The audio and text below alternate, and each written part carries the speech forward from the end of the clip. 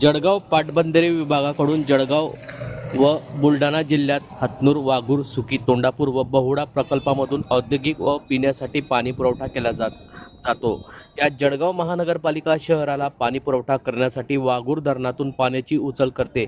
यात गेल्या काही वर्षापासून महानगरपालिकेकडून पाण्याची पट्टी थकबाकी थोडी भरली जात आहे, परंतु जलसंपदा विभागाने तब्बल 14 कोटीच्या वर ही रक्कम गेली असल्याने जलसंपदा विभागाने महानगरपालिकेला 27 मार्चपर्यंत पाणीपट्टीची थकीत रक्कम भरण्याची अंतिम मुदत दिली आहे।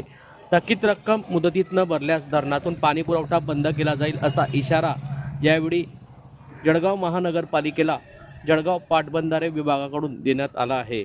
यामुळे नागरिक व उद्योगांना होणाऱ्या गैरसोयीची जबाबदारी जळगाव महानगरपालिकेवर राहील असे पाटबंधारा विभागाने सूचित केले आहे।